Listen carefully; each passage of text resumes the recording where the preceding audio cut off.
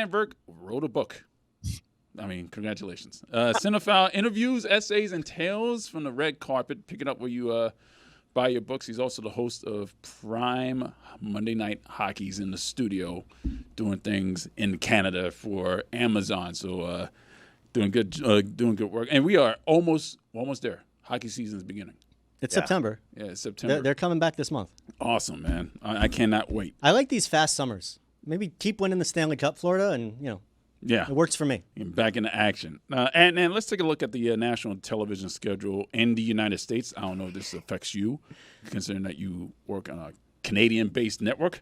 But for us, it kind of annoys me seeing what's here. Now, the Washington Capitals, they have 18 nationally televised games. That's obviously for Alexander Ovechkin's what could be his final season. The Bruins, Avalanche, and Red Wings have 17 nationally televised games in the States. The Stars, Oilers, Wild, Rangers, and Penguins have 16. As you notice, the Rangers and Penguins are there, again, with a high amount of games, even though they missed the playoffs. Obviously, that's a market-based situation. The Blackhawks, Panthers, Lightning, Golden Knights have 15. And the Panthers have 15. Again, that's the most I've ever seen. Yeah, that's a lot. Yeah. The Kings fly. And by the way, not a lot of ESPN Plus exclusives. It might be 3. Yeah, there's only 3. There's only 3. So there are a lot of linear television for the Panthers this season. The Kings, Flyers, Blues, and Maple Leafs have 14, and that goes all the way down the line. What do you make of that?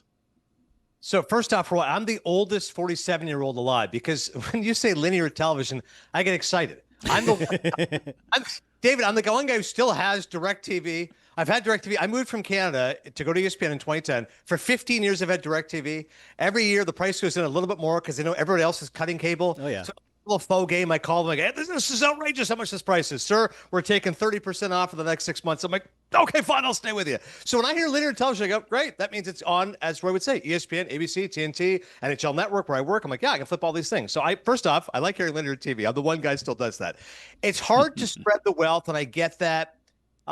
Certainly the Capitals thing I get, like you said. So Ovechkin, it could be his final year. I get it.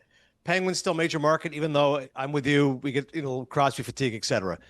It always becomes a challenge between, like Sean McDonough I was listening to with Stugotz. It was great. They're talking about, the worst things that people say to Sean, being one of the voices, obviously, of hockey on ESPN.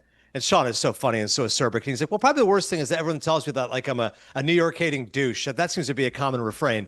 But he goes, why would I hate the New York Rangers? The New York Rangers rate. If the New York Rangers do well, that's good for me. That's good for business. But the Islanders don't, apparently. Correct. Apparently, the Islanders do not rate the Rangers do. So I think the challenge becomes, Roy, for every executive, you go, okay, if you walk into any room in America and go, all right, hockey fan, program, what do you want? I want Rangers, Bruins, Penguins, Blackhawks, Flyers, like the major markets, Red Wings. Having said that, as we all know, those teams haven't been successful recently. So do you still want the bigger markets, even if they're not playoff teams? Like Red Wings, how many more years the eyes are playing can we have? And I think the answer is still yes. I still want those teams because they're going to rate more than, with all respect, even a Vegas Golden Knights, Panthers, great teams, but different markets. So I understand your frustration. It's annoying, but it's not surprising. In Canada, what do you think they want? It's all Maple Leafs games, Habs games. After that, they go, okay, I guess we'll take the Senators. I guess we'll take the Flames. It is what it is. It's like the opposite here in the States, though. I was just going to say, looking David, at this, 5 of the 6 Canadian teams have 0 nationally televised games in the U.S., and then Toronto has 14.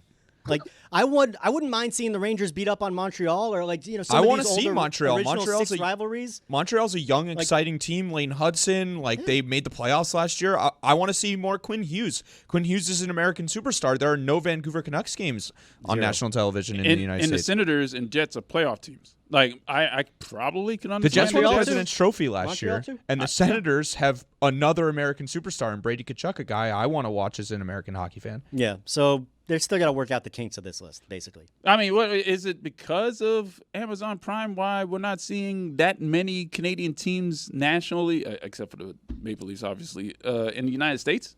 I don't think so, Roy, because with Amazon Prime, like our schedule is just Monday games. So, like to Ethan's point, what's the busiest nights? It's always Tuesdays, Thursdays, and Saturdays. Saturday's hockey night in Canada. Okay, Monday's Prime. But like Wednesday, you could definitely get a Habs game, whichever American team they're playing.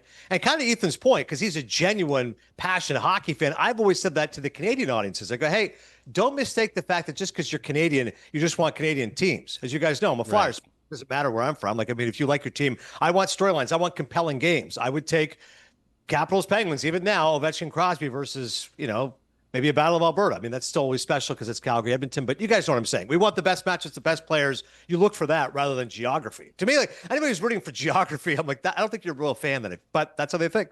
Explain to me why on network television for ABC, why are there no games for the defending Stanley Cup champion? It doesn't make any sense to me. I think the Penguins have 6. They didn't make the playoffs. So hang on a second. There's no Panthers games on ABC? I didn't see any. 0. That's stunning.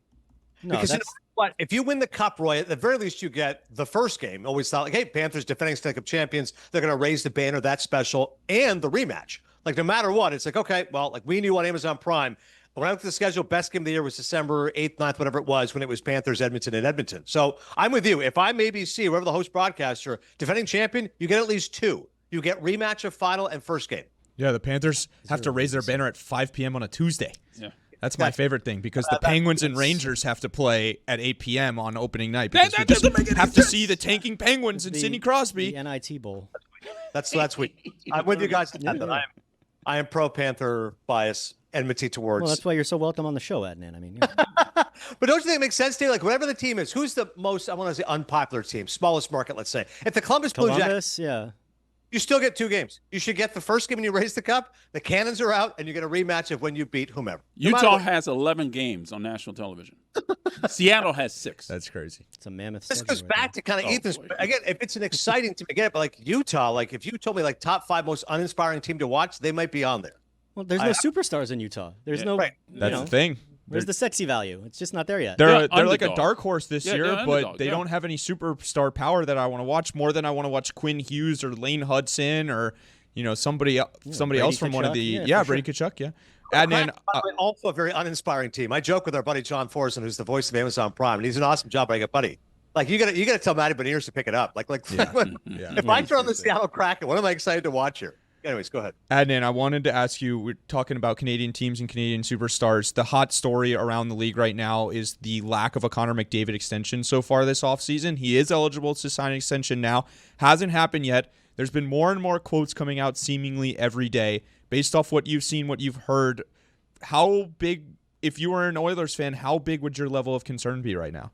Yeah, plutonium level. I mean, this is insane. I mean, I think it's a fascinating All the topic right worry. now. 1.21 gigawatt style. I mean, it's because I understand all sides. So McDavid says, I don't want some of the money. I want all the money. Let's suppose he's saying that his team, market, whatever you want to say. Okay, I get it. Dude, you're the best player in the world.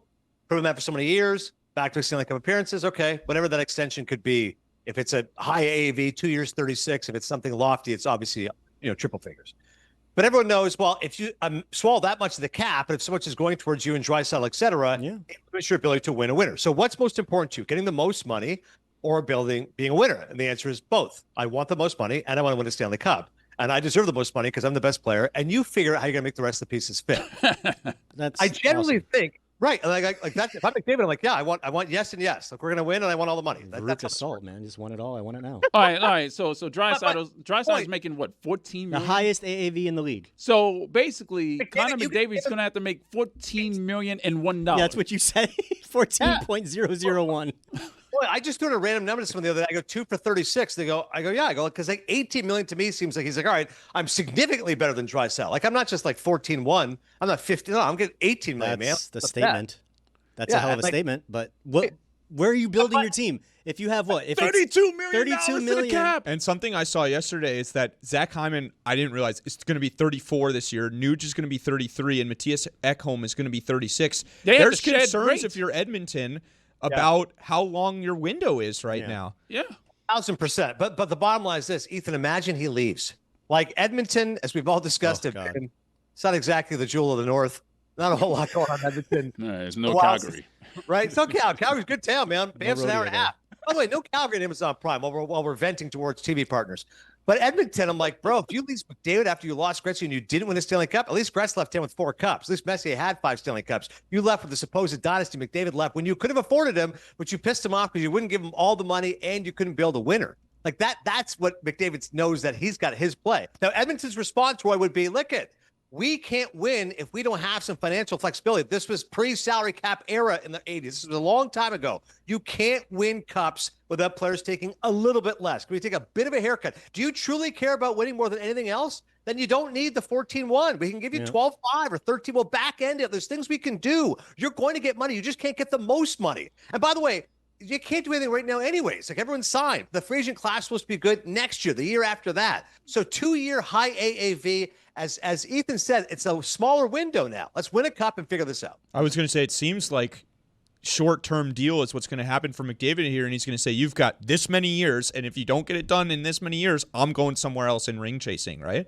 Right. And it's got to be short enough term. He doesn't want to take a 6-year deal because then no one's going to sign McDavid at 34 because he's not going to get the 10-year deal. So you're right. I think it's 2 or 3-year deal, which is a hell of a thing. You're putting a gun to management's head. You got 2 years to figure this out or I'm gone. Ah! All right, let's assume none of that happens. Okay. Where's he going? Florida. Bill Zito's going to make it work. That's the one place you can take less money and it's all good. And it's not because of the friggin' tax thing, because there's 5 other teams that he can go to and deal with the tax thing. It's because Florida, it's just not a selfish place. They have made it abundantly clear that they only want to win Stanley Cups. That's it. Take less money. Everybody take the highest AAV on that team is, I think, 10.5, Matthew Tkachuk. Yeah. That is crazy. My first options were Florida, Tampa, Vegas, warm weather teams, lies, like, all the stuff that people are saying, whether it's right or wrong. Like, I don't see him going to Dallas. Yeah, Dallas. I don't see him going to the Bruins. I don't think he wants to go to the Rangers. No, I don't think he's going to go anywhere that's like a media cauldron. And I think if he's making the move, he's going to go to a comfortable spot. Correct. That's how he ends up in Toronto, Dave. Is we say he's not going to go to a media cauldron, Yeah, and then he's going to go to Toronto or Montreal. No chance. All right, Adnan, I've got something for you that's from Roy in my childhood. I'm getting off hockey for a second here. This is a commercial that played when we were younger, when you were younger. This song has been burned in my head forever, but I watched it the other day, and I found a very interesting hockey nugget. So if we can play it for him, and let's see if he can pick it out.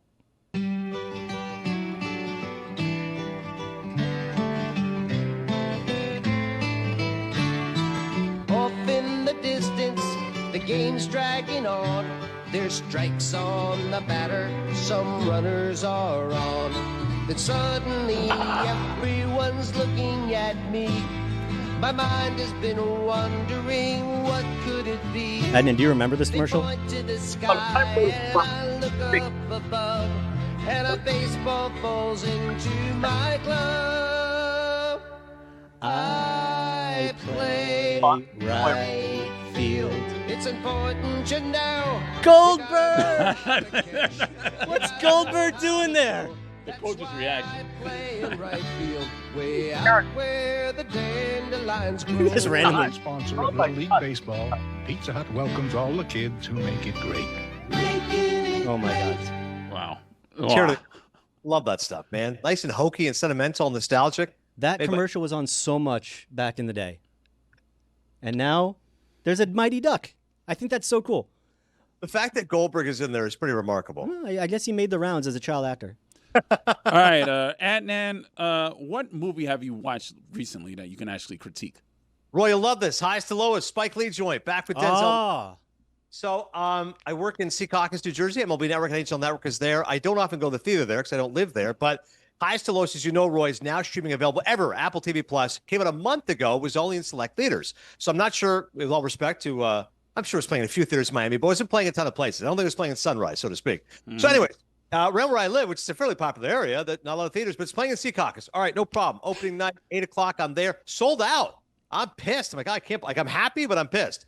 So it took me a little time, and unlike so many people today who go, well, in 4 weeks of streaming, I go, no, next available opportunity, I'm going to see this movie. So I was thrilled to see it in theaters. I'm glad everybody who did see it in theaters, if you had the capability, it was good. You know, it wasn't elite. I've seen the original Kurosawa film on which upon it's based, and I rewatched it. It's called High and Low. It's an all-time classic. Great, great film.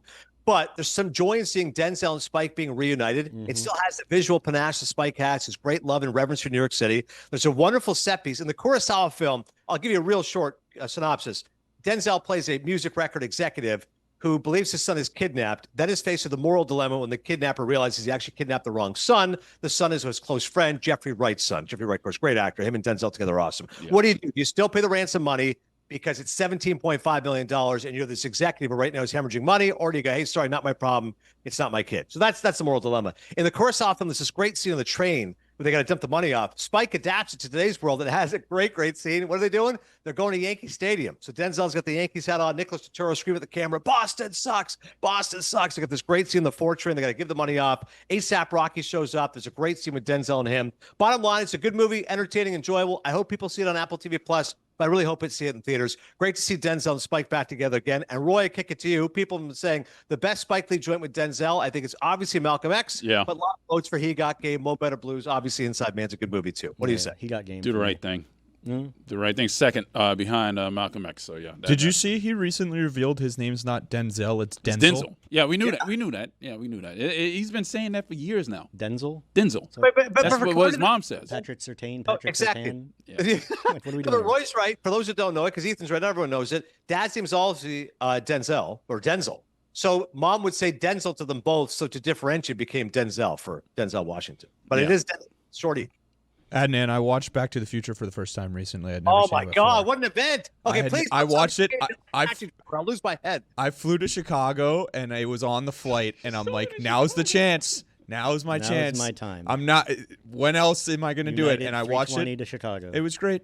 I loved it. Of course, it's great. I've told you this before. In my room right now, this office, my movie office, etc. I have 10 movie posters. I'm looking at Taxi Driver, which you already alienated me on, and right over here is Back to the Future. So one for two. Ethan comes through. I love Back to the Future. Quentin Tarantino. Forget about me. How about an authority like Quentin Tarantino? He has called Back to the Future a perfect film. My favorite director is David, right? Like Zemeckis did an amazing job with it. It's obviously a great script by Bob Gale and Michael J. Fox, one of my favorite actors. So funny, the comic timing. You know what I always tell people is Back to the Future has the great mix of the science fiction fantasy, a DeLorean, 88 miles an hour, but it's got love. It's got heart. What's cooler than being able to go back? Imagine whatever your relationship was with your dad. Imagine you go back to your father right now and be in high school with your dad and try to teach him to fall in love with a girl. Like all those scenes together, they're so perfect and so beautifully done. I get a little choked up the scene where, George McFly's talking about, because Marty's trying to understand his psychology, right? And he's like, why don't you just try? And he goes, well, I really couldn't take that kind of rejection. And like Marty goes, yeah, I know what you mean. Like he almost says dad. Like, I mean, those scenes are so beautifully done. It's obviously got great humor as well. Cinephile interviews, essays, and tales from the red carpet. Please pick that up where you read and buy books. That'd be nice. Adnan Virk from Prime Monday Night Hockey. Thank you for joining us, Adnan. Listen, I know this segment's over, but we have to keep going. David had a friendly critique, and this is. I know. I was going to save it for the next time because we didn't have time for it today. But okay, I'll just do it right now. Okay. You're missing one thing from your book, in my opinion. Okay. There's no hockey hook. There was no chat with Russell Crowe about Mystery Alaska. There was no Rob Lowe discussion about Youngblood. Like, that's the one thing that I felt was missing. So it's a friendly critique, but for the sequel, there needs to be a hockey chapter. I was about to say, just like Back to the Future had Back to the Future 2, this is excellent advice for why I can convince Mango Publishing to get a sequel out there. Excellent point. Somebody asked, by the way, great hockey movies. We've discussed it before on the pod. And again, I pumped up The Rocket and Goon, which I know, David, we've talked about before. Great Canadian underrated movies. Yes. Well, we need to see The Rocket. Roy and I do. Yes. We still have not found a way to watch it yet here down in, the big toe of Florida. Yeah. Dave's white whale now is Hank Azaria, so he can talk Raising Alaska. Is that what it's called? Raising Alaska? No, I'm Mystery I'm combining Raising Arizona, right? With Mystery Alaska. Rosie's asking if you've seen The Summer I Turned Pretty.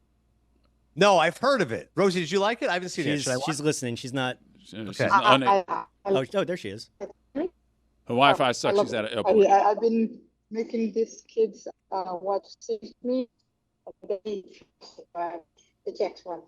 That's great, Rose. Thank you. That O'Hare Wi-Fi not really doing so good. No. Can somebody send me Rosie's number so I can text her and find out what she actually said after? Yes. Yeah, I got you.